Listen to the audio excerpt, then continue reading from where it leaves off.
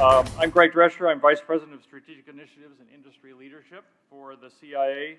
On behalf of everyone here at the college, it's an honor and a pleasure to have all of you with us to kick off this 23rd edition of Worlds of Flavor that we've titled Cities of the Americas, Landscapes of Flavor. Now, many of you joined last year's Worlds of Flavor, our virtual edition, but we're so grateful that we're all able to come together live and in person here in the Napa Valley this year. However, if there's anyone in the audience that might rather prefer experiencing the next 3 days on Zoom, let us know and we can set you up. I know there's some people that's really their comfort zone at this point. This year's gathering of culinary talent across the Americas, north to south, is of course taking place against a still painful backdrop of the pandemic that has wreaked so much damage and created untold loss. And I don't have to tell you the challenges of our industry is still facing getting back on its feet and trying to build back better, from labor shortages to issues around equity and opportunity, from still rising food costs, all manner of supply chain disruptions, to concerns about health and safety and sanitation and climate change. But through it all, chefs and operators must continue to create, to innovate, to rethink and renew restaurant concepts, reimagine menus, and further enrich the guest experience. We hope this year's Worlds of Flavor Conference sparks a lot of ideas to help you do just that. 23 years ago, we launched the Worlds of Flavor Conference Series with a vision to celebrate and better understand the rich diversity of global cultures and to connect American chefs and culinary professionals with our counterparts around the world. As part of this, we wanted to help level the playing field among world cuisines and recognize culinary excellence wherever we find it, whether in celebrated starred restaurants or in more casual neighborhood or regional restaurants, in hawker stalls or with street food vendors, in the kitchens of talented village cooks. Over the years, we have endeavored to highlight the nuances and brilliance of tradition and the surprise and dazzle of innovation. For this year's conference, we have chosen to focus on cities of the Americas, including many of the urban hotspots that are reinventing the future of dining. In addition to the many chefs who have joined us this year here at the CIA, we will be seeing and hearing from a number of chefs from Central and South America virtually on location throughout the conference to hear of their work, their stories, and their aspiration. One common thread I think we'll hear throughout this conference is the proliferation and diversity of pathways to creating personal culinary identity, crafting business models, connecting with customers, and achieving culinary excellence and recognition. Despite the COVID scourge of the last 2 years, the future of cooking in the Americas has never held more promise. Before we get started, I want to express our heartfelt appreciation to all of the guest chefs and presenters who have journeyed to Napa in order to join us for this conference, taking time away from their operations, often when they have labor shortages, to share their knowledge and creativity with us. And a shout out to our many sponsors who are helping to underwrite this year's Worlds of Flavor Conference, many of whom have been consistent supporters and champions of Worlds of Flavor for many, many years. And I'd like to start by introducing and especially thanking our platinum sponsor, Kikkoman, and invite Takashi Hiroto, Vice President of Marketing for Kikkoman, to come up to the podium and be recognized for Kikkoman's generous support. And may I just note that Kikkoman has supported this conference every year for 23 years. So.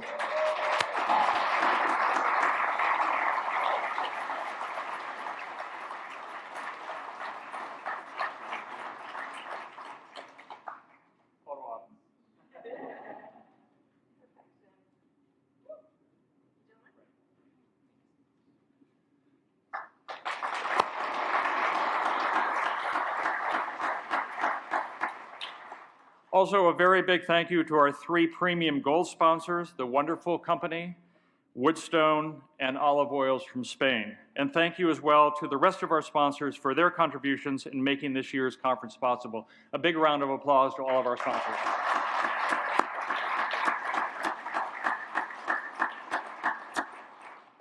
And now it's a real pleasure to introduce someone known to many of you an accomplished past program director here at the CIA, now a senior marketing specialist, I asked her what she actually does, at Open Table, Jackie Chi. Jackie is back with us this year, making an encore guest appearance as Worlds of Flavor program host and MC extraordinaire, thanks to our conference sponsorship by Open Table. Thanks, everyone. Enjoy, and please welcome Jackie Chi.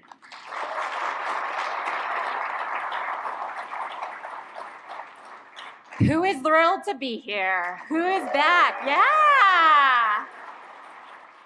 I have some not as interesting news right now. I was going to go over our health and safety protocols just so you all feel comfortable being in here. So if we can throw up our slide.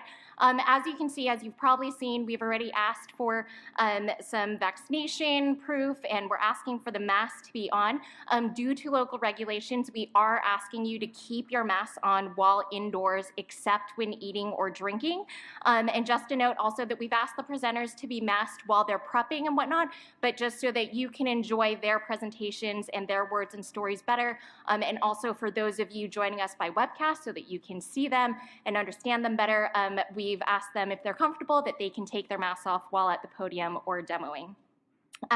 Masks are also optional when enjoying outdoor workshops and or tasting areas. And just to make you feel more comfortable, you might see some of these little fancy blue zone purification systems throughout the building. They include a patented solution to kill 99.99% of airborne viruses and bacteria, so trying to get all of that air clean.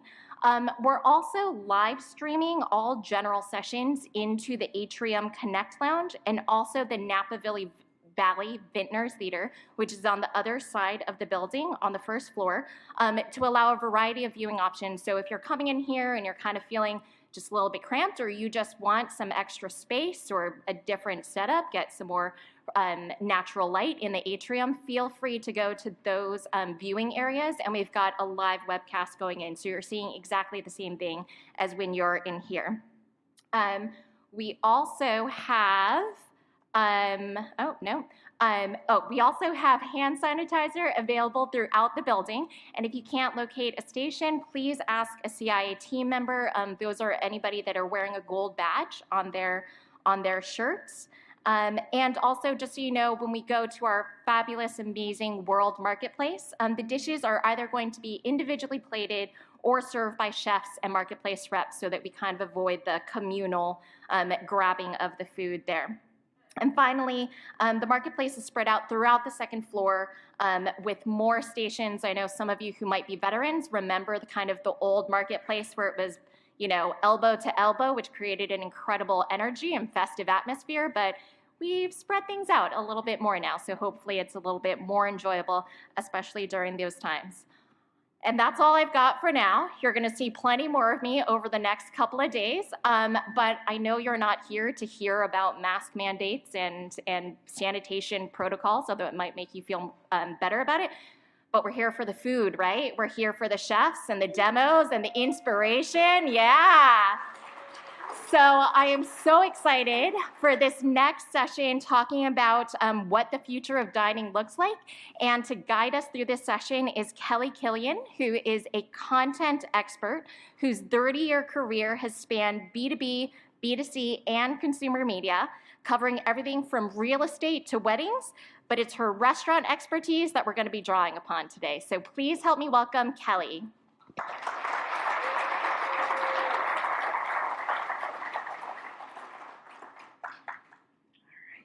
Hi, oh my gosh, it's great to see everybody in person. I was talking to another one of the journalist moderators here last night at the welcome reception, and we were just marveling at how just great it is and unusual at this point it is to be able to chat with one another in person. And we talked about how especially unusual that feels after a year of being at home in front of our computers, interviewing chefs and restaurateurs and other experts over Zoom or whatever platform you use. Love it or hate it, because of the way we communicate now and connect with one another, there's been this undeniable shift towards showing up in our everyday lives and notably in our work lives, as our whole selves, and seeing others as their whole selves.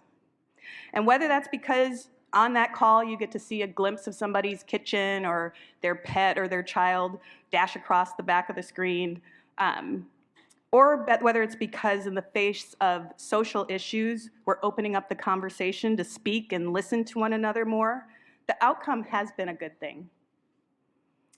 You know, in my current job, I spend all day talking to brands and companies about how to find and tell diverse stories and authentic stories. And without a doubt, the environment for these stories is much more open and accepting now, but sustaining that takes work. And because these stories of other cultures and cuisines have always been there, it's on us to make sure that we're out there looking for that kind of inspiration and being curious about it every day. So I'm really excited because that curiosity and that exploration and that tendency of the past year to give people a glimpse into who we are, that casualization of our communication and our connection, is something that is shaping everything, including food and restaurants. And the chefs you'll hear from today have their own unique place in that conversation. So I'm excited for you to meet them. Our first chef today is Lucas Sin, chef owner of Junzi Kitchen and Nice Day in New York and New Haven. If you haven't heard of Lucas yet, you will, because he's truly a chef for our time. Lucas grew up in Hong Kong and opened his first restaurant in an old newspaper factory at the age of 16. And he attended college at Yale, where when he wasn't studying, he was running pop-ups from his dorm. This September, Lucas was named as one of Food & Wine's Best New Chefs 2021, and that adds to a long list of honors, including Eater's Young Guns and Forbes 30 Under 30, among others. He's been described as being on a mission to change the way you think about Chinese food, and that includes thinking about it in a way that is resilient in the modern food service landscape, with all its opportunities and its challenges. So let's see if he can do that today and change our minds. Please join me in welcoming Lucas, who is going to be preparing a Cantonese dish that I believe he said is inspired by anime. So let's learn more about that.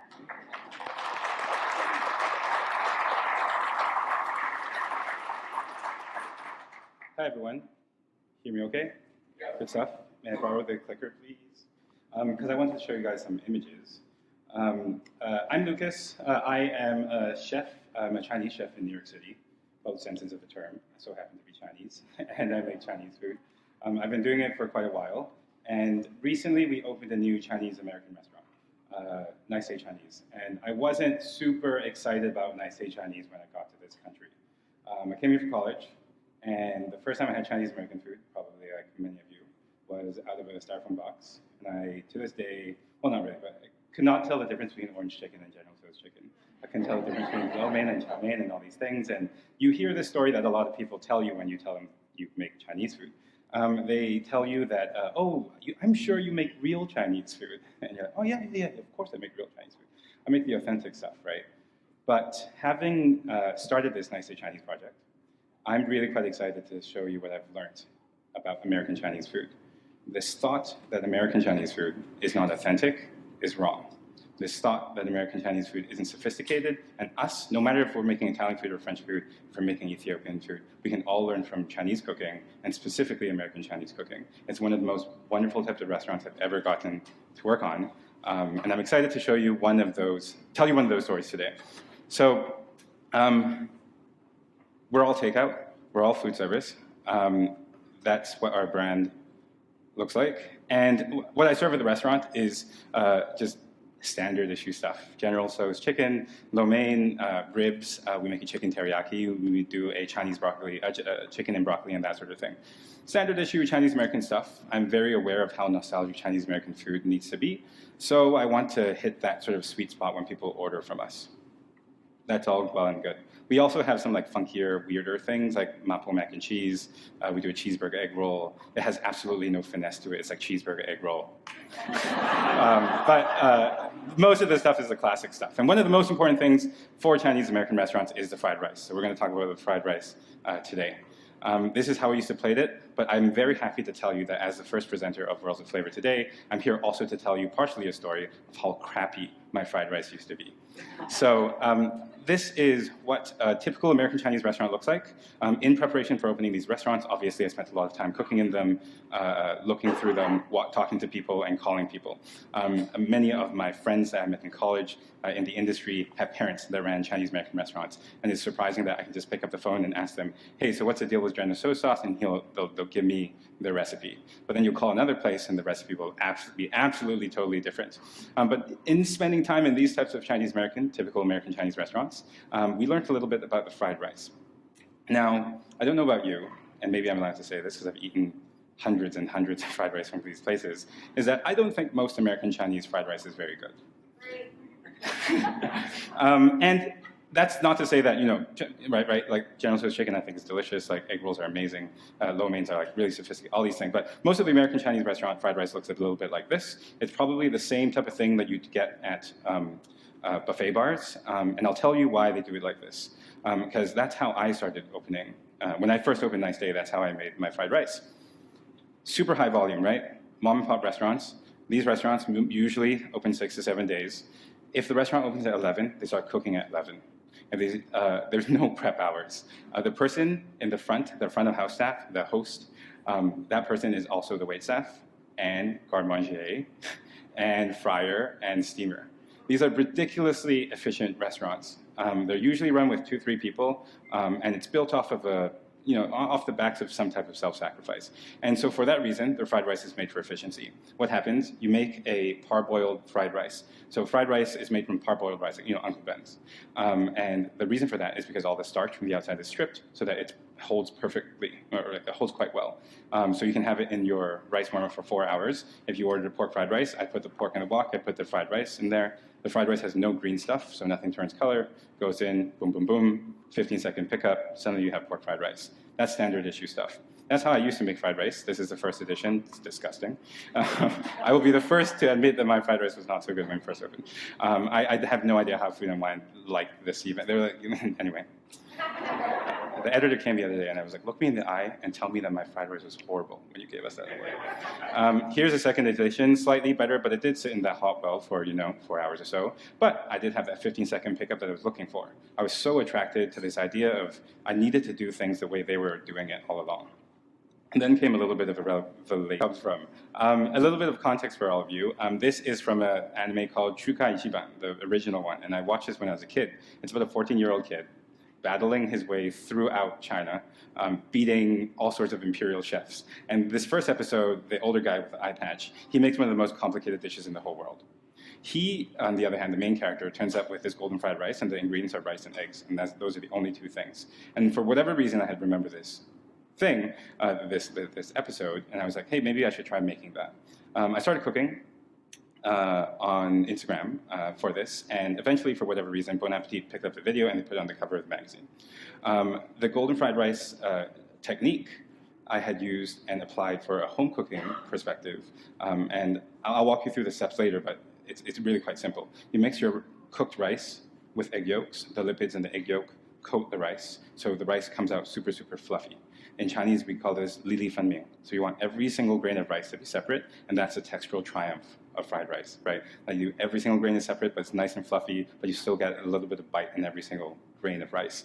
And that technique that I had remembered from anime, that really honestly is a Cantonese imperial technique, made its way into a home cooking setting. So now the question is, if this is popular, I was putting up this parboiled fried rice thing at the restaurant. People would come and they'd say, this Lucas guy, could definitely go try his golden fried rice. And they come to the restaurant and they get the Uncle Ben stuff. And then, I was like, no bueno. We got to bring our standards up a little bit. So the question is how do you bring it into a commercial context? Because again, still, if I were to open effective American Chinese restaurant, I needed to reduce as much of the painful parts of running an American Chinese restaurant as possible and maintain a certain type of efficiency, short pickup times, but also deliciousness and tradition. So the great thing about this fried rice recipe, and I really hope many of you try this if you have problems making fried rice, is it's a very great base recipe. What I'm going to show you today is going to be a pork fried rice, but if you remove the pork, you can put literally anything inside. One of my favorite hate to say it, one of my favorite fried rices is a buffalo chicken ranch fried rice. So I like to do it, you know, get it right, ranch on the top, that thing.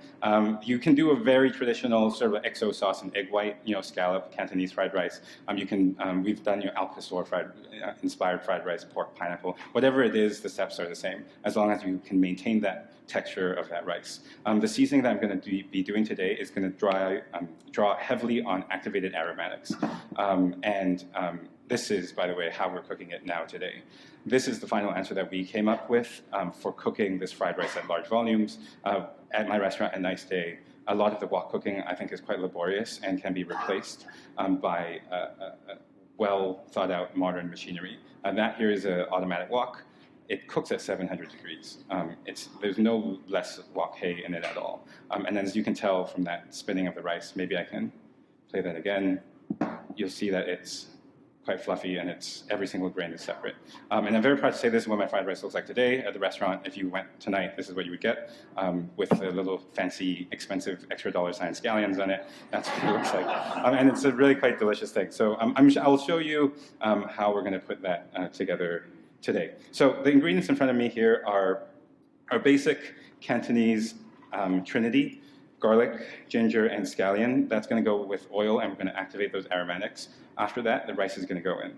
So the only thing we have to do is mix cooked rice that's been left out overnight on a sheet pan. The longer the better. In my opinion, 2 days is maximum. I do a funny thing with the fried rice with the rice itself, because one of my best friends is Taiwanese, and he spends a lot of time telling me that short grain rice is better than long grain rice. And he is in part true. That is in part true.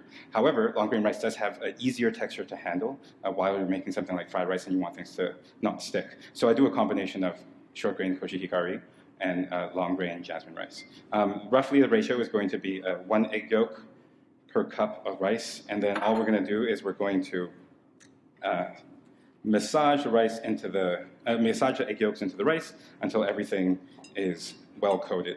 The egg whites are on the side there that we're going to cook into the rice later, so no waste. But if you wanted extra egg parts into this to be combined into the fried rice, you can do that as well. So that's what the final product looks like. Is there a top-down camera? Mm-hmm. You can see what I'm doing? Yeah. A+, man. Okay, so you can tell it's like glistening, and by the way I'm moving the rice around, you can already see that you can't screw that up, you know. The egg yolk flavor gets baked into the rice as well as it's cooking, and it's honestly one of the most wonderful things. It's great at a home cooking context, but I've also made fried rice in a rationale this way. The way it works is after the rice comes out, you let it steam for a little bit. Thank you. Waiting for the letter, the sponsorship letter. We'll steam a big batch of rice at full hotel pan. We'll take it out, let it steam off, and then just toss it in egg yolks. And suddenly you have this rice that's ready to go. It can sit for up to like 4 or 5 days. And as long as it hits the pan, a hot wok, and suddenly you have perfectly textured fried rice. I've also found that this fried rice holds a little bit better. But at my restaurant, I do insist on cooking it to order instead of in big batches because of those automatic wok machines. Small note here, I'm currently cooking in a stainless steel pan. Obviously, I prefer woks at the restaurants. Chinese woks are usually made of carbon steel, and they are quite thin, and they heat up quite quickly. So, the range itself is like 2,400, 3,000 degrees Fahrenheit. The pan itself is like at least 650, 700. You won't achieve that on a regular range like this. So what you really want to do is heat up the pan a lot.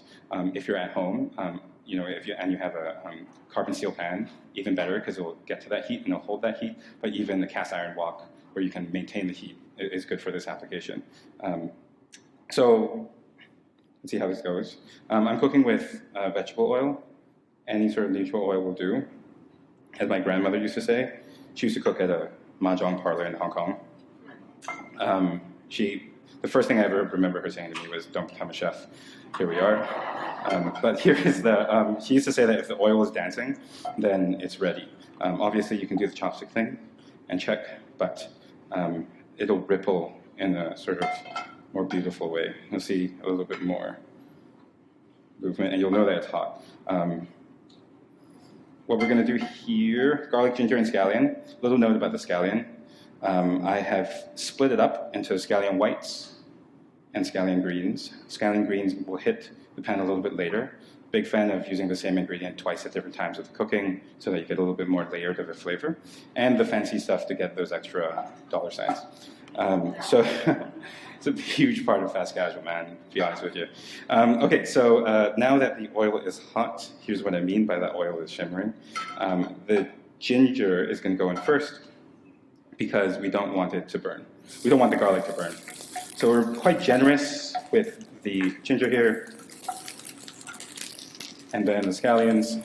I'm not really looking for color because you all watch that anime, you all watch that scene. You want it to be, yellow first and foremost.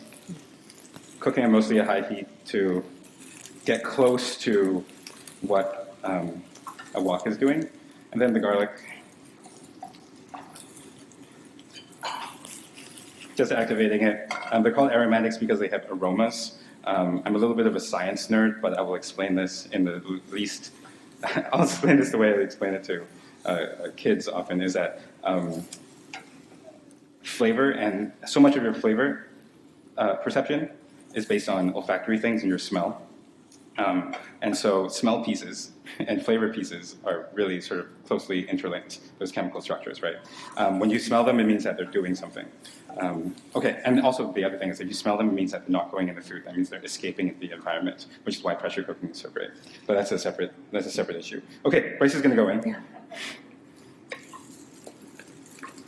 And because we're cooking on the home stove-ish type thing on the range, that rice is not going to become Lily Fleming. It's not going to become Lily Fleming immediately. You'll note that it's sticking together a little bit like this.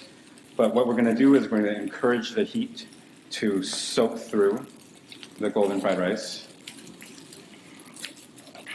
And then it'll eventually, once all the egg bits around every single grain of rice are cooked, it's going to become quite fluffy.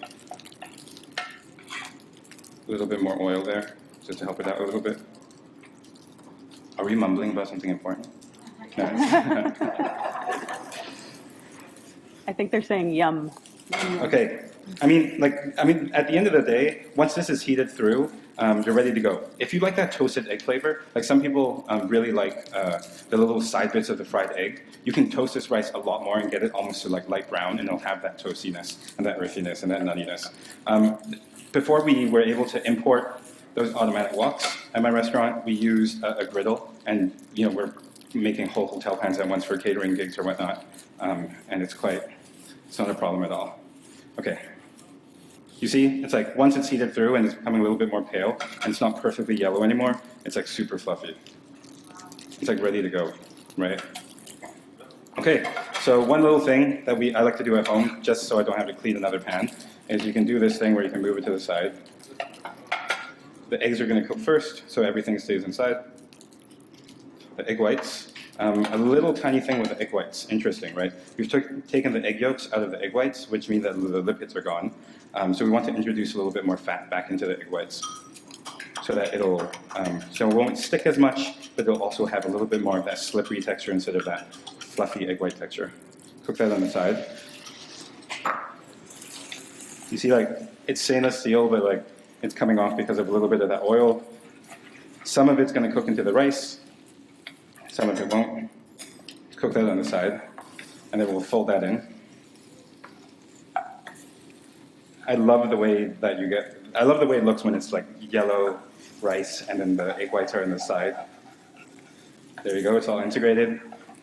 Move it to the side again, scrape it up. A little bit of pork. I asked CIA, despite all of its wonder, to buy me the best red food dye char siu, because this is a traditional stuff. Can you make your own char siu at home, chef? Yes, you can. But this just looks great, and it reminds me of why we do what we do. Just get that a little caramelized on the side. And so this starting part, would have been the base fried rice recipe.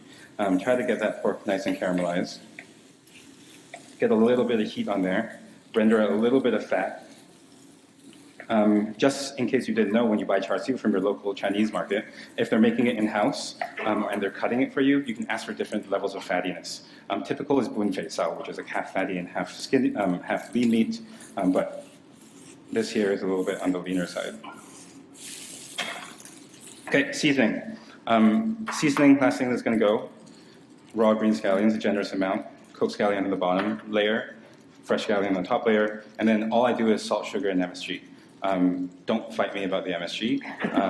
I will fight you about the MSG if you'd like to. But mushroom powder, chicken powder, all those sort of like umami boosters are good too.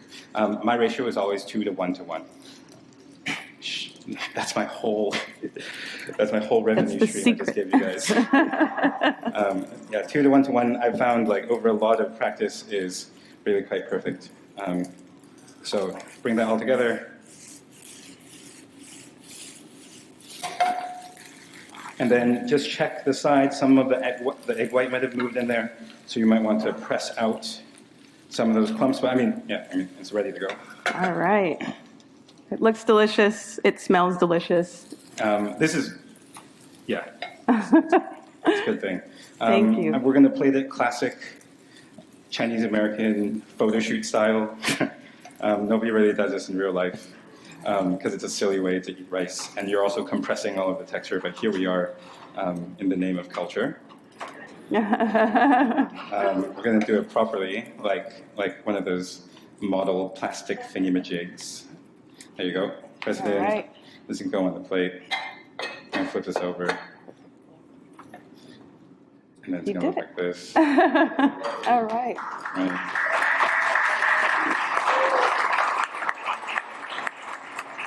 Not so fast casual anymore. I mean, this is the golden fried rice. I encourage all of you to be inspired by it, both in the sense that it is a really traditional Chinese dish that, point of the matter is that American Chinese restaurants didn't have good fried rice for a long time, with good reason, right? It was like push and pull, and we made a decision as a diaspora intergenerationally. If we refer to classic techniques as much as we refer to the science, and we refer to things like anime, silly things like anime that give us inspiration, you can draw a lot of ideas that can elevate Chinese food, and even Chinese American food that most people don't think twice about. Anyway. Thank you so much, Lucas. Very much. That was wonderful.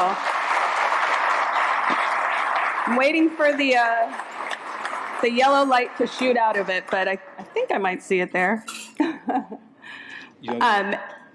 As our next chef sets up, I want to introduce Aisha Ibrahim. And she truly is a student of the world, having spent time cooking and studying in some of the best kitchens across the globe. She was born in the southern Philippines and immigrated to the US as a child and grew up in West Virginia.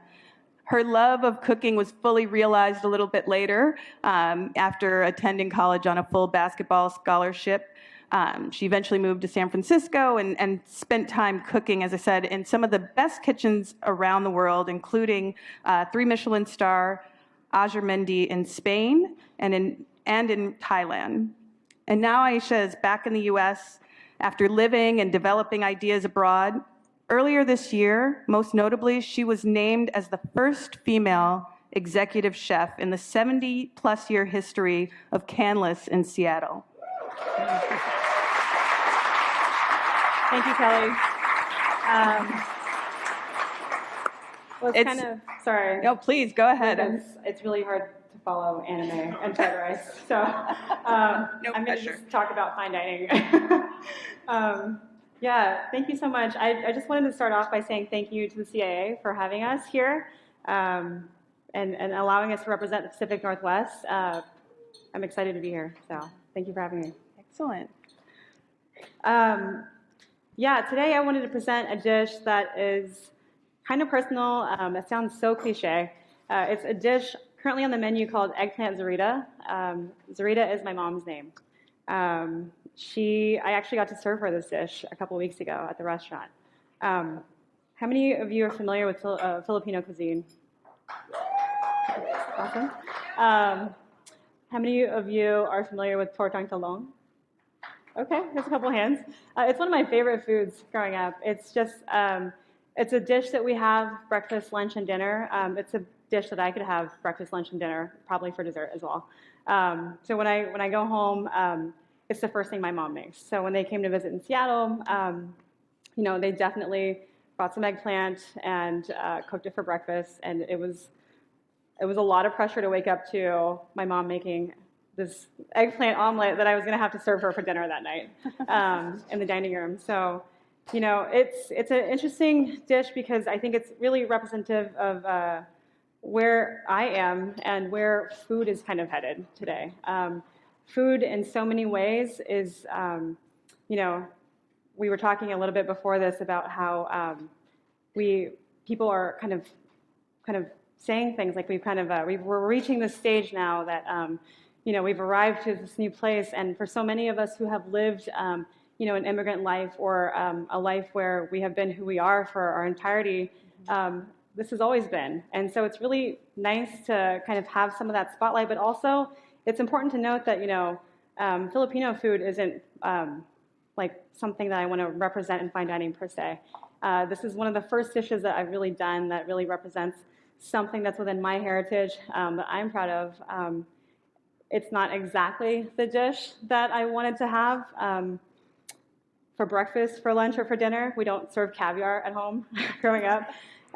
So this dish is kind of how I wanted to introduce what my mom makes to the dining room. So we start off with, you know, Chinese or Japanese eggplants.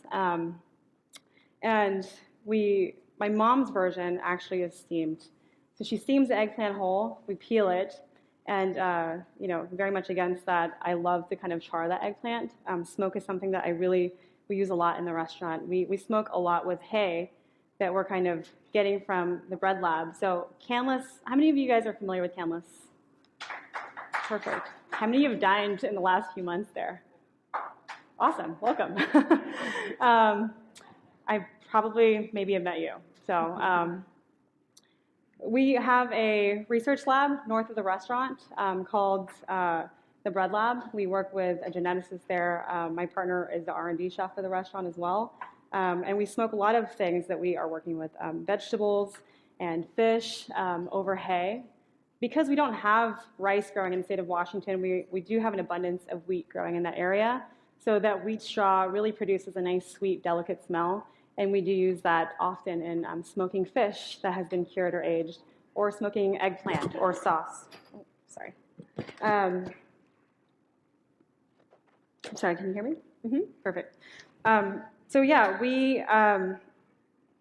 I didn't want to do this dish kind of verbatim for the restaurant. So what I really wanted to do was create an introduction to something that I love so much by you know, popping it into one of our first courses on the menu.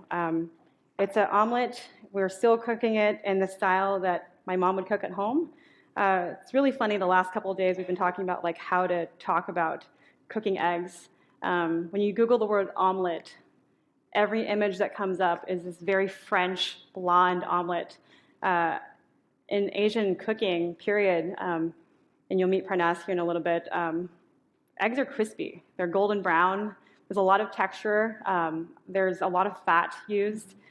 We don't believe in blonde eggs for breakfast at our house. So, you know, sometimes when another sous chef or we have other cooks who are like starting to cook this dish with us are cooking this, it's you know, they're like so afraid to get color in the eggs. And I'm like, no, I want the color. We want the caramelization. So we do encourage that. So this is a dish that is really just about building flavor and profile, and really talks about where I have kind of gone. There's a miso dish on the menu, or on this dish. There's a nori oil that's also on this dish. The nori is coming from the Pacific Coast. We are taking nori. It comes fresh to the restaurant. We actually grill it over charcoal and dehydrate this overnight. And then what we do is kind of spin it with some grapeseed oil to kind of capture that. So yeah, this is kind of lacquered on along with some buckwheat sauce. So the buckwheat is, it's a plant that we're kind of growing up at the Bread Lab. We use it to kind of gap some of the wheat production that's happening up there. But it's beautiful, it's sweet, slightly bitter, and really reminds me of rice in some ways. So we make a buckwheat milk The buckwheat milk I'm going to start kind of heating up here is kind of similar in texture and feel to rice. In essence, we soak that buckwheat and toast it, soak it, and puree it overnight. And we smoke that over our wheat straw. So.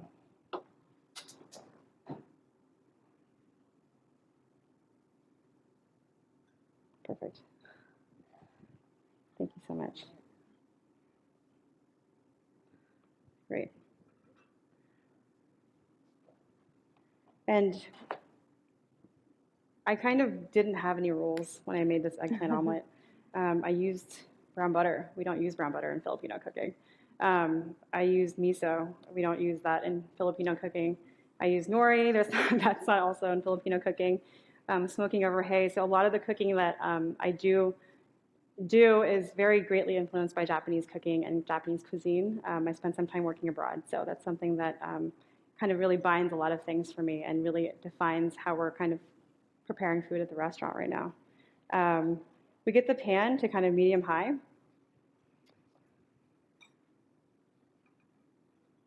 Start off with some brown butter.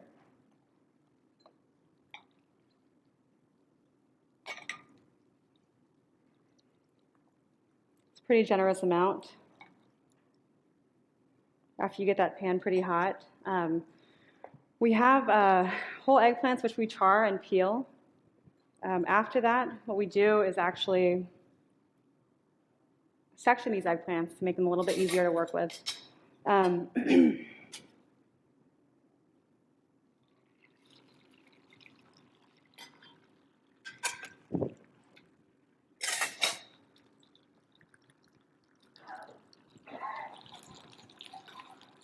So those are just charred and peeled. You haven't done anything? No, we peel them. So you want to kind of poke a hole in these. So we use Chinese or Japanese eggplants in this preparation. You kind of want to poke a hole in it. Let me just salt this here a little bit. It will explode when you're grilling it over charcoal or fire. And what we do is kind of treat it like a piece of meat. We kind of rotate it around and around. And as it's cooking, we finish it by wrapping it in foil and allowing that residual heat to kind of do the rest of the cooking.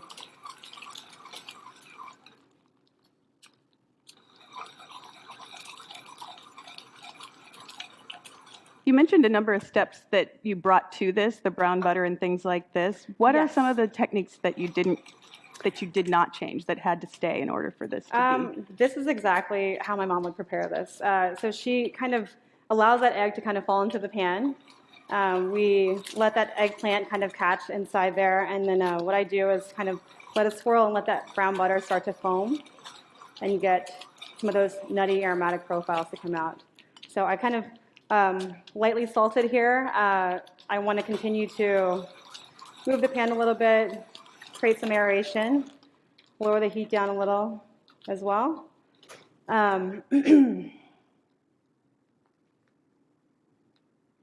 You guys, I'm really nervous right now, if you can't tell. Before this talk, I was talking to the owners of Canlis, and they were like, why are you so nervous to speak aloud? So I get nervous because I feel like when I was a kid, I moved to the U.S. at the age of 6, and I started in first grade. So in the Philippines, when you're growing up, you learn English and Tagalog in public schools. And this sounds so weird, but I would get so self-conscious speaking aloud because as a little kid, people would make fun of me, like when I would mispronounce something. So I definitely start to ramble. So thank you for the support. So we're just heating up this buckwheat sauce here a little bit. And as you can see, there's a lot of this kind of foaminess around the omelet. I want to swirl it, and I just want to flip it. Thank God I nailed that.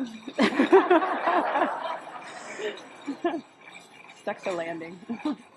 And when I talk about golden brown and like really kind of, talking about how we cook eggs at our household, I do want to bring up just like the narrowness in how we view food. Oftentimes, we're signing up for a French curriculum when we're going to culinary school, but when you think about it, we've moved past the stage of just straight assimilation as like immigrant adults. So it's really cool to kind of put something like this on the menu. It feels bold to me. It feels like I'm representing something that is me, and I get to talk about that. People are like, oh, I love the smoke. I love that you've captured this like luxurious omelet. My mom makes this for me. My favorite guest a couple of weeks ago ordered a first course with rice because we finished the dinner at Canlis with an option for rice. So I asked the server, Wanda, who's been there for 34 years. Wow. How crazy is that? Oh my goodness. Hey, Wanda, is this person Filipino? And she was like, yes, they are. So, pretty cool. Buckwheat is not something that's in Filipino cuisine. It's something that's very much popular in Japanese cuisine.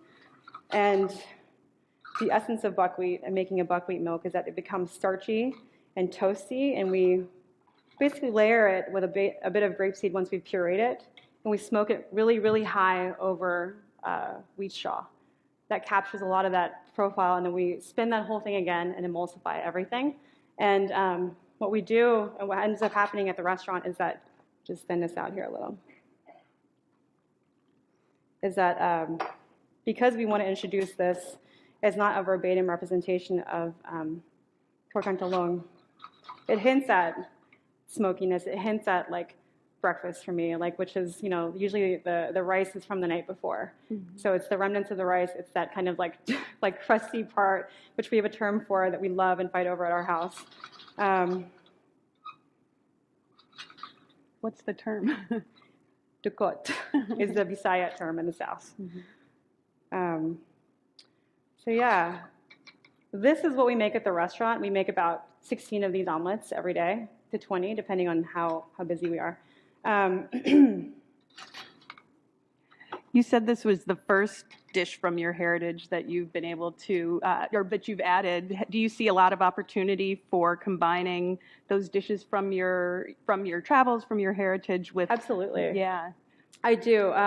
And it's so funny, there are things on the menu that have absolutely nothing to do with Filipino cuisine, but there are so many Filipinos dining right now, and they're like, oh, this reminded me of, turon or like taho, and so it's just like, that's great. I wasn't going for that though. That's awesome. Think about that the next time we make it. So it's exciting to kind of put something on the menu. I feel like, what often happens when you put something on the menu, it's not as if I'm not proud of my heritage. It's about learning how to express it in a way that also allows you to express the rest of your cooking experiences. I think I want to make sure that everything that I've done and the kitchens that I've cooked in the last 15 years, like that is all represented. So what we do at the restaurant when we're plating up really is we take this buckwheat milk and we just kind of glaze it over these portion pieces of eggplant here.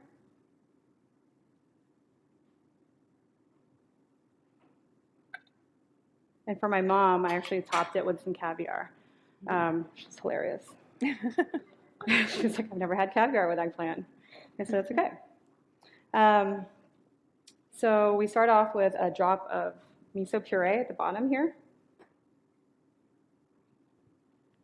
This is a sauce that is a bit bright from apple cider vinegar. We use Kyoto sweet miso and a little bit of sugar and salt. We kind of cook that down. So, What was your mom's reaction? I was more nervous then than I am right now in front of the stage, unbelievably. And her reaction, quick story, when my mom was a little girl, she grew up reading this encyclopedia set that my parents had for her. And she would always go to the W, and the W, she would turn to Washington and check out Washington apples for some reason. So she was a little girl, and she would always tell everyone, like, I want to go to Washington someday and pick my own apples. So before the dinner, we invited her out to the garden, and we have a small apple grove out there, and she got to pick her first Washington apple, which was really cool. Oh my goodness. So we kind of place this onto our plate, and what we do afterwards is finish it with a little bit of, this powder is from the unhulled buckwheat. So the buckwheat actually, when you drop it in a temperature, a hot oil grapeseed fryer, it puffs like popcorn. So it is very toasty, very nutty, very beautiful, and really represents some of those flavors that I love about eating rice with eggplant. So this is it. This is the first course at Canlis right now. It's called Eggplant Zarita, and it is something that I'm honored to share with you guys today. So Thank you so much. Beautiful. Thank you so much, Aisha. That was really beautiful. And I love the story of your mom and all of that goes along with it. I can't wait to see what else you do. Our final chef for this session is Parnass Savang, who is the chef owner at Talat Market in Atlanta, which began, as a lot of concepts do, as a pop-up that became a brick-and-mortar restaurant.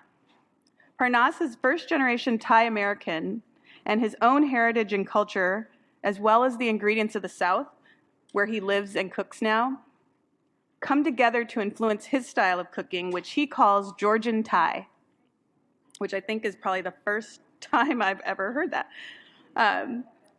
Parnass is cooking a dish today that features fresh coconut, and it's an ingredient that he says, surprisingly, he doesn't see very many people using in food service. But his own experience with a game-changing piece of equipment really changed that for him and sparked a greater appreciation for this really versatile ingredient. So here to tell us more about the story is Chef Parnass Savang. Hello, hello, hello. Hello, everybody. Hello. Thank you, thank you. It feels great to be here. I'm so happy. I've never been to Napa before. It's so beautiful here. Thank you again. So, Talat Market. That name, Talat, means market in Thai. So when you say it's market, it was like a little joke for me to see you say it twice, you not knowing it.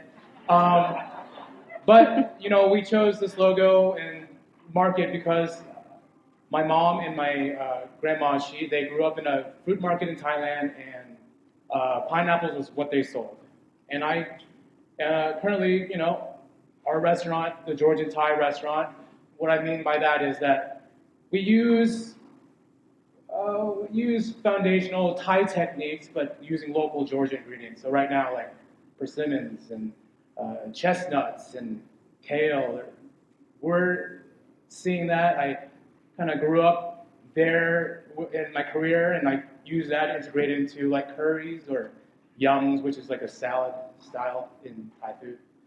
And so today, you know, the origins of this is I was kind of frustrated not seeing my culture represented in Atlanta, and I wanted to change that. And so I did a pop-up, and let's say that energy, that vigor, it represents a coconut. Let's say that. One of the things that I harp on a lot that started this pop-up was there's no fresh coconut milk cream anywhere in these Thai restaurants in Atlanta. So I started grating coconut by hand. And that's what we did for all the pop-ups for 4 years, and now we have brick and mortar. So today I'm trying to correlate a green coconuts from green coconut to brown coconut. There's like many stages. And then my pop-up to a brick and mortar. And there's many stages as well. And then, you know, like, that's the important thing is it started out because I wanted my culture to be represented in Atlanta. So, green coconut phase. This is a gato in the back of the kitchen. I quit my 2 jobs at Kimball House and Staple House in Atlanta, and then I was like, all right, I'm going to cook Thai food in this diner, and I had a residency there for three days out of the week, and we just kind of like started, my business partner and I, Rod, we just continued doing the food we were doing, and we were proud of it, and all of a sudden we got like nationally recognized by the James Beard nominee, Star Chefs, Bon Appetit top 50, but we weren't even a restaurant yet. It was just two dudes just doing what we like to do. This is the front of the diner.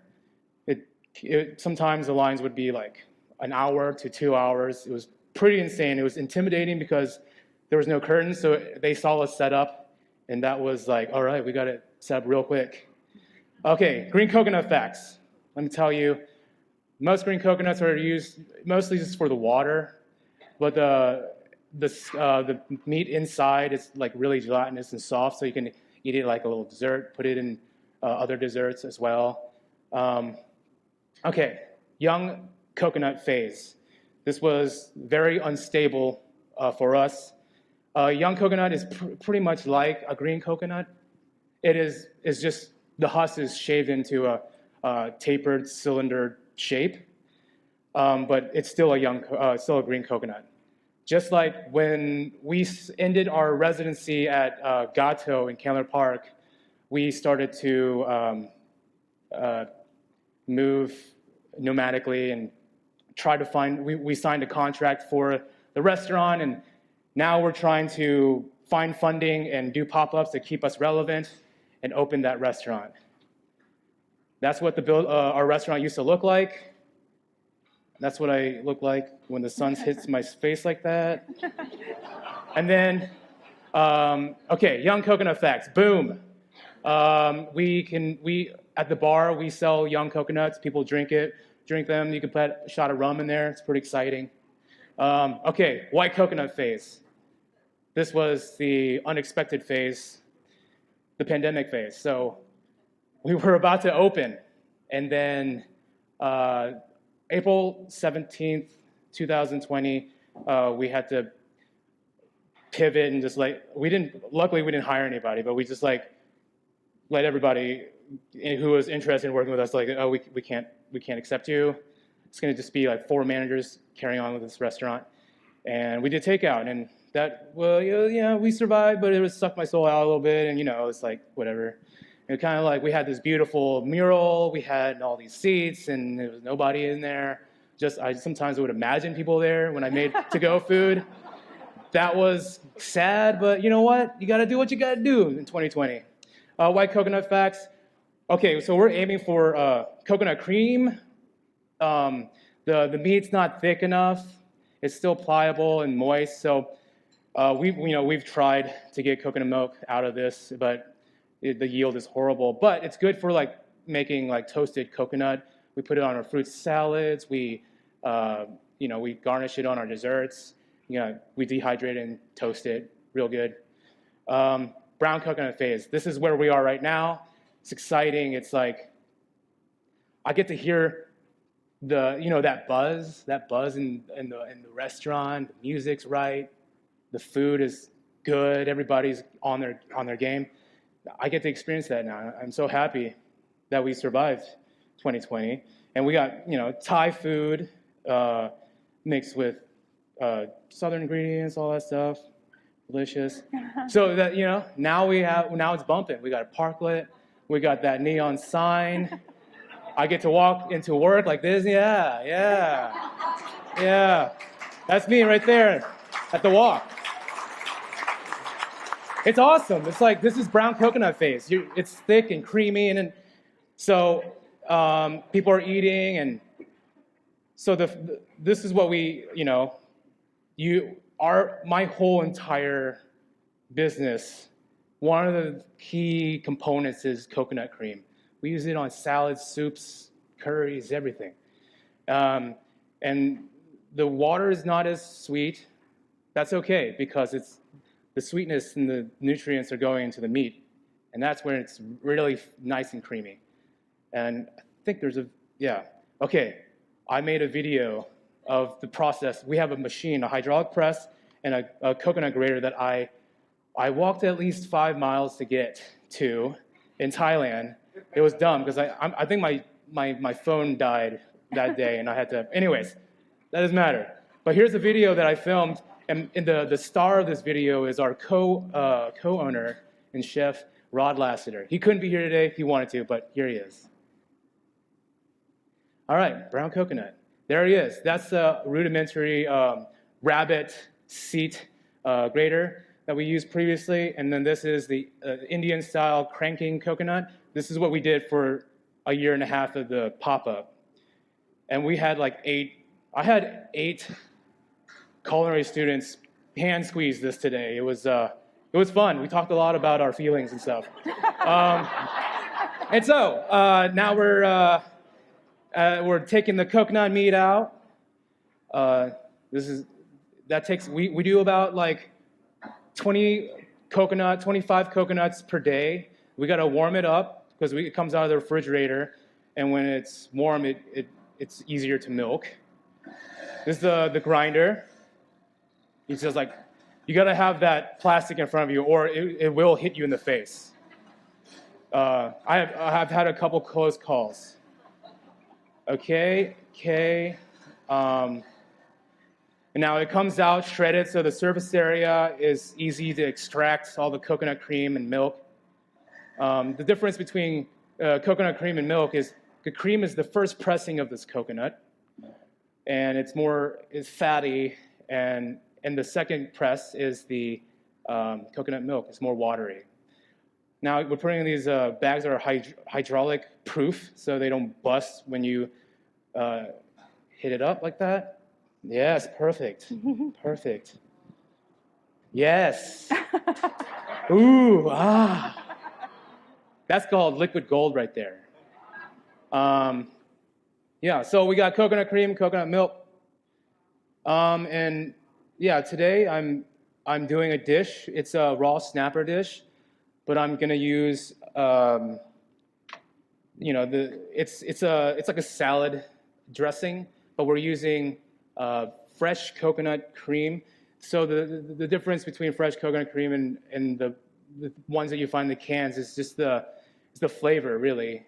It's very aromatic and fragrant. It's just almost like a flower.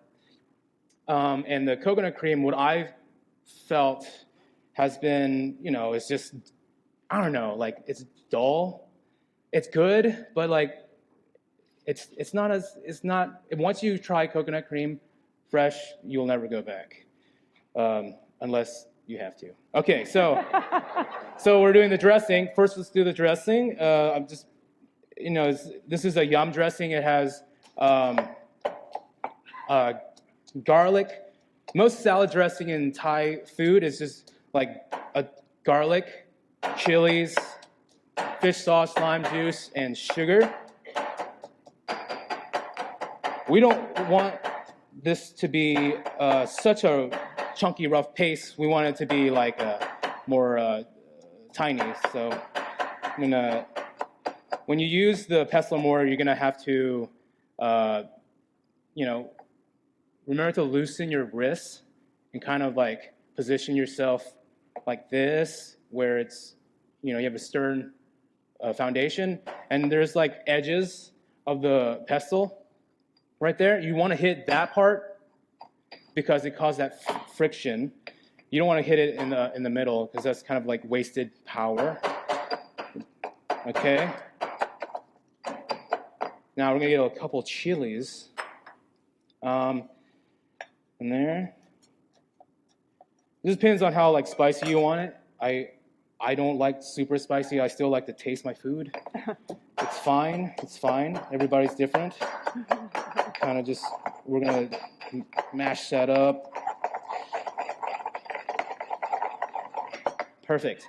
And now I am going to take this paste and put it in this bowl. Set that aside. Yeah, our restaurant is about 40 seats indoors, and then our patio is about 8 seats, and our parklet is about 16. When it gets busy, it gets pretty busy. And then we're gonna add our equal parts fish sauce and lime juice. And then with lime juice, there are certain ingredients that are different during the season. Like lime juice sometimes it's very sour, and sometimes it's like not super sour. So when you make these dressings, you have to adjust with that. So just gonna, there we go, 2 of those. Lime juice. Yeah, just spoon and mix that up. The sugar why we use this is to kind of curb the extremeness of the fish sauce. It can be very pungent. Okay, that's a good balance. Let's see here. Sugar, curb it. All right. Now I want to put our, yeah, it's a little spicy. All right. Put our shallots in there. A little bit of lemongrass. Mix it up. And then we got that ready. I'm going to put the presentation plate here.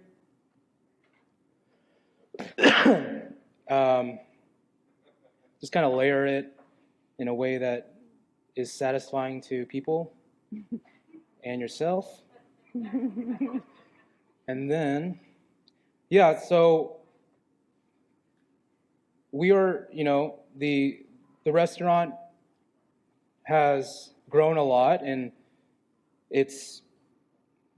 we have so much more to go to, and I'm just excited to see where we go, because the past 4 years have been a crazy lucky ride.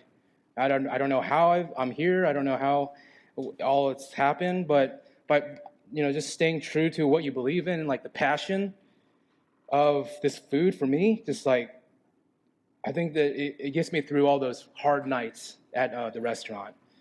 Okay, so we're gonna add the sauce right there. And then kind of garnish it. Mint and cilantro and basil are very common in a lot of the dishes that I cook.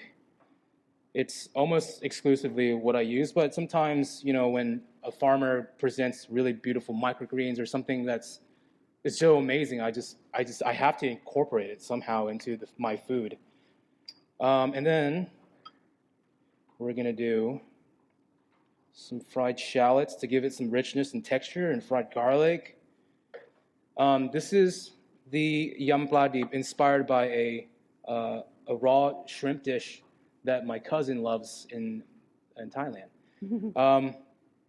The coconut cream. That's the most fun part. Come on, guys. I was going to ask you about that, but I didn't. There we go. There we go. Yeah.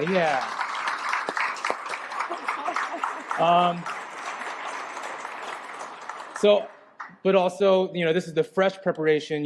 The fresh coconut gives that, the flowery aromatic notes. But you can also in my marketplace later today, you can see it cooked. I'm doing a red curry, roasted Brussels sprouts with matsutake and ground pork. And I'll be frying the curry paste that I made from scratch with this coconut cream today. So please come by, say hi, grab yourself some curry. Let's have fun. Yeah, there we go. Awesome. Thank you, everyone. Thank you so much. Thank you, guys. That was an amazing first session. I feel like thank you so much, Parnass and Aisha and Lucas. Let's give them one more round of applause. Along with Kelly, our amazing moderator. I am guessing that your number one question right now is, where do I get the recipes for the demos that I just saw? So don't worry, I'm about to tell you. They are in the app. So if you go into the app, the specific session, this general session, and all of the sessions for the rest of the conference, the recipes are attached to that. They're also in the resources section of the website. So you can get them there Also, as Parnass mentioned, you'll get to taste that coconut cream as part of the dish she's making for tonight's marketplace. You'll also get to taste Aisha's eggplant dish at the Thursday marketplace, and Lucas is cooking up pork dumplings for the Friday marketplace. So you'll get to taste all of these things throughout the 3 days of the conference. Again, just another reminder or a little a plug for the app to download that, and there you'll find the chef bios in there, as well as the session descriptions, as well as the recipes, as I mentioned. So lots of good stuff in the app.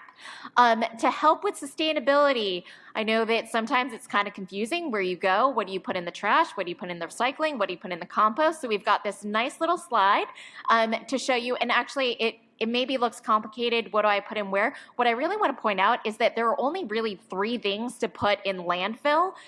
Any plastic wrappers from snack packs, tea bags, and yogurt cups. Otherwise, everything else can be recycled or composted, and we have signs next to the trash and the compost and the recycling to remind you of those when you get there.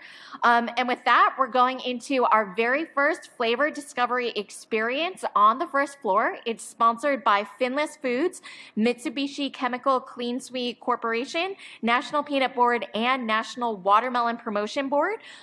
Don't forget, we also have the Connect Lounge and the viewing areas happening in the atrium and the Napa Valley Vintners Theater on the other side of the building, in case you'd prefer to spread out or have a bit more space while you're watching. And otherwise, we will see you back here at 5 p.m. for our next general session. Thanks, everyone.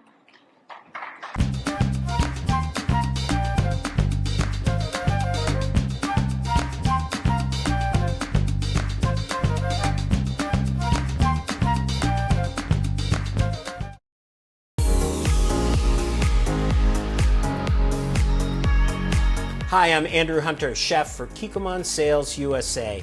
Today we're going to make beef and broccolini with a multicolored pepper sauce. The idea is to elevate the traditional Cantonese stir fry into something that's more suitable for a casual or fine casual restaurant in a plated dish format. We'll start by preparing our pepper sauce. Whisk together Kikkoman oyster sauce, soy sauce, and multicolored peppercorns that I've crushed. Now for the pepper butter. Mix together softened butter, garlic, green onions, jalapenos, and Fresno peppers with the crushed peppercorns and pepper sauce. Season to taste with salt. Now we'll prepare the tri-tip. Rub the tri-tip with a peanut sesame oil blend and coat it with smashed peppercorns. Heat a grill pan and grill the tri-tip for 3 to 4 minutes on all sides, 8 to 10 in total. Allow the meat to rest before slicing. Let's prepare our vegetables next.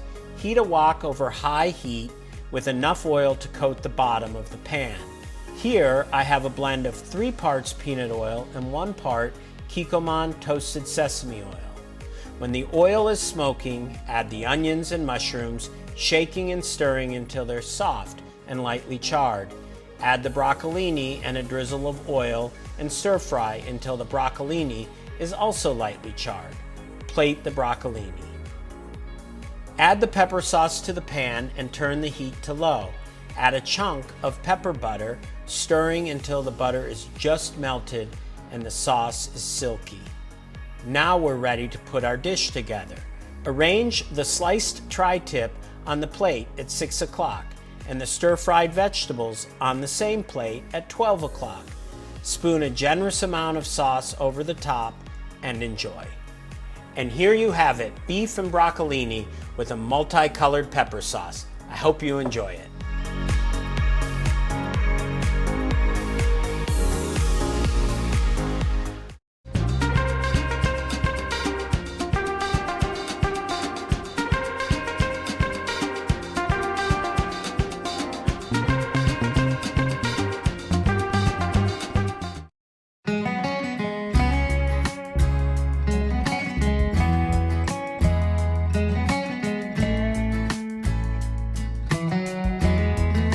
We're here at Charleston, South Carolina at Rodney Scott's Barbecue, and I'm the pit master.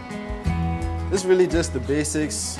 It's really about time and temperature back here. I started off working in the kitchen for about 2 years. Always like every time we get a break out front or something, I'll sneak back here and do what I can just to learn. I mean, by the time it was ready for me to come back here, I basically knew it already. Right here, our firebox. We have someone come in 5 o'clock every morning, start our fire. Once we get that hot enough, we'll take our shovel, just break everything apart.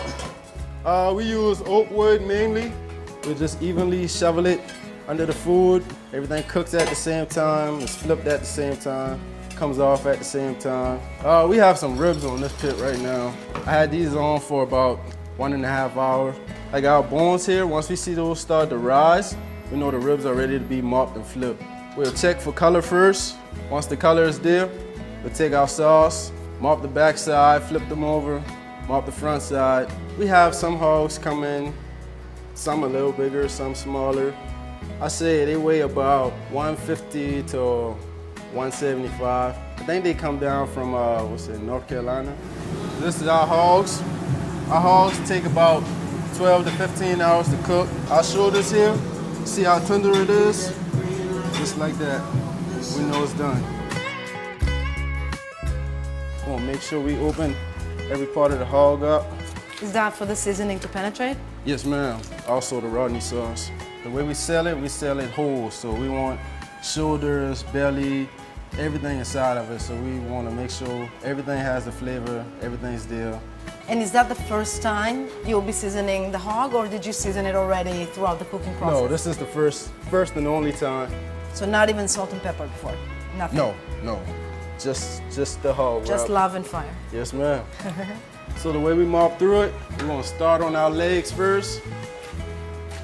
Whichever corner we start off at, we wanna make sure we always go towards the middle. We don't wanna mop it, I say more than 4 times because it'll start picking up the seasoning. How many gallons of the mop are you going through a day? Through a day, I say about 6. We just shut the lid back down. So how long now with the mop? About half an hour.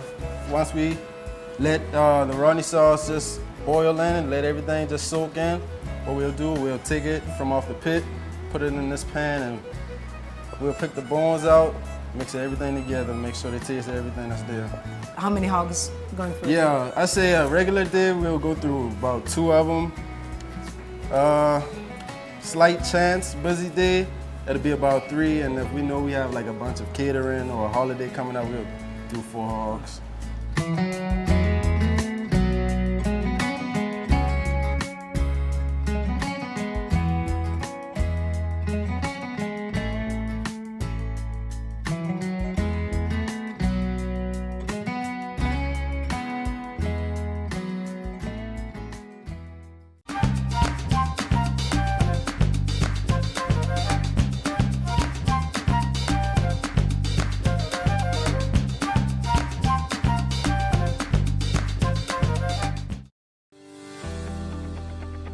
Today, we're giving everyday egg salad extra depth and flavor with the addition of savory smoked ham. To start, I'll combine all of my salad ingredients. In a medium-sized mixing bowl, add the chopped hard-boiled eggs, cubed pieces of ham. I'm using Applewood smoked ham today. Fennel, celery, shallot, dill, chives, kosher salt, black pepper, and cayenne. Gently toss all of these ingredients together and set this aside as we make our dressing. In another medium mixing bowl, add lemon juice, Greek yogurt, mayonnaise, stone ground mustard, honey, garlic, and olive oil. Whisk all of these ingredients together and season to taste with salt and pepper. Now we'll put our salad together. Toss the salad ingredients with the vinaigrette and season to taste. To serve this, I'm layering some butter lettuce leaves on the bottom of the plate and placing some salad on top. Garnish with more chives and serve. So there you have it, our finished egg salad with savory smoked ham and fennel, tossed with stone ground mustard vinaigrette. Find this recipe and many more at ciaprochef.com/ham.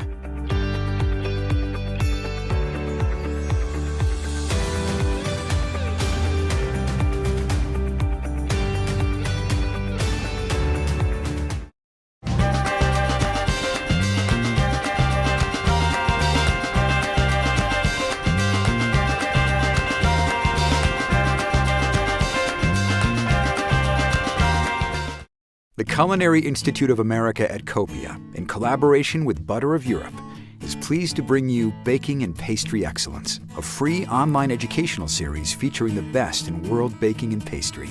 Today, we'll visit the Michelin 3-star Atelier Crème in San Francisco. Pastry chef Juan Contreras shows us the secrets in making his hazelnut dragées, where creamy French butter is combined with rich cocoa powder. Chef Contreras explains his process. My name is Juan Contreras. I'm the pastry chef at Atelier Crème in San Francisco. Today we made hazelnut dragées. We took caramelized sugar that we cooked basically to around 185 Celsius, let it set on a sill pad until it becomes hardened and brittle. We took our roasted hazelnuts from Oregon, a little bit of sea salt from the north of France, Tahitian vanilla beans. We took all that and put it into a food processor and grinded it up into a beautiful praline nut paste, and finished it off with some butter. So I use Butter of Europe in this recipe. The fat content, it has a superior fat content on it. This is like an 85% fat content on this butter. It enhances the praline to a little bit more luxurious velvet mouthfeel. So the panning machine is a confectionery, chocolate piece of equipment used to make all your typical dragées, bonbons like M&M's, Skittles, anything that you might know in the commercial world, jelly beans. Turn on the machine, cooling down the drum. So the hazelnuts are in the panning machine, in the drum.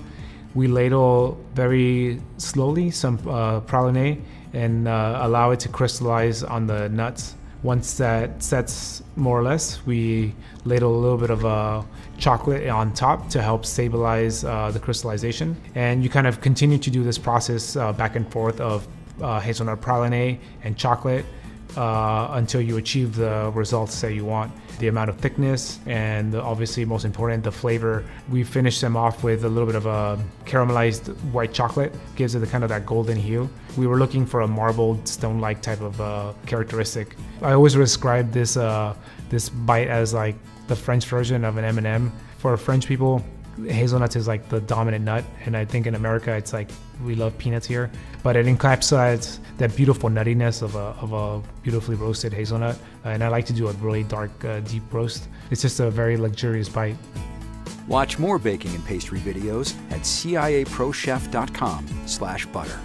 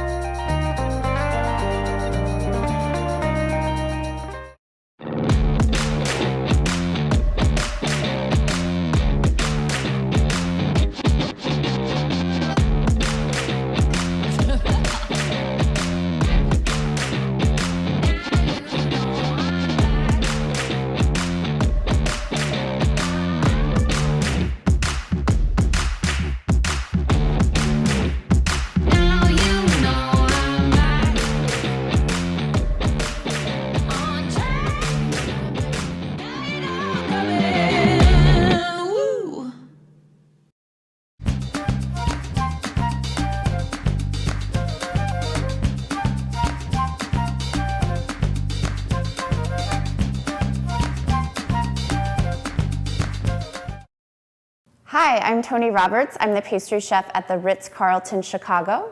Today we're celebrating the worlds of flavor with the perfect puree of Napa Valley. So we're going to start the day in Montreal for breakfast with black pepper ham and Emmental crepes with the perfect puree peach ginger blend and maple sauce. And then we're gonna follow up with the butter. I'm gonna switch to a whisk here. And just get the butter in and just whisk until the butter is melted in. And Emmental cheese and ham, we're gonna give it a fold, give it another fold. So we're just gonna pour this right over the top. And then to finish, some fresh black pepper and some chopped herbs. Today I have some chive, and there you go. A beautiful brunch or breakfast dish.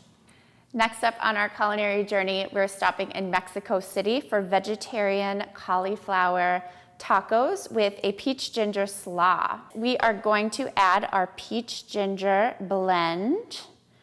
So here we have our coleslaw, everything's in. We have our peach ginger blend, it smells so good. Some white vinegar, fresh lime juice, and some toasted chopped pepitas. So we're just gonna take our plate here. I have our warm corn tortillas. I'm gonna do a little bit of the spicy mayo, a few crispy fried onions, and there you have it. Roasted cauliflower tacos with the peach ginger slaw. So we're finishing our day with some sweets in Sao Paulo. And go ahead and blend it smooth. So here we have our brigadeiro mixture.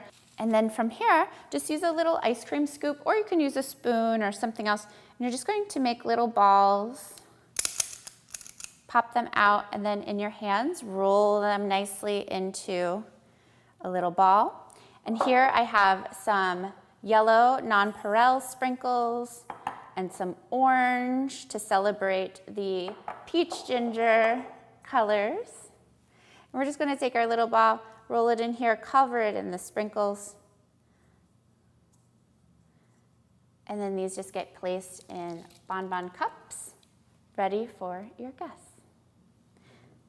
I've had so much fun on this culinary journey with the perfect puree of Napa Valley. We began our day in Montreal, where we made black pepper ham and Emmental crepes with a peach ginger sauce. Next up, we headed to Mexico City to prepare vegetarian roasted cauliflower tacos with a peach ginger slaw. Then we ended our day with sweets in Sao Paulo with peach ginger brigadeiros. Again, all of these recipes can be found at www.perfectpuree.com/WOF. While you're there, remember to check out our complimentary sample program and try all of the flavors for yourself. Enjoy!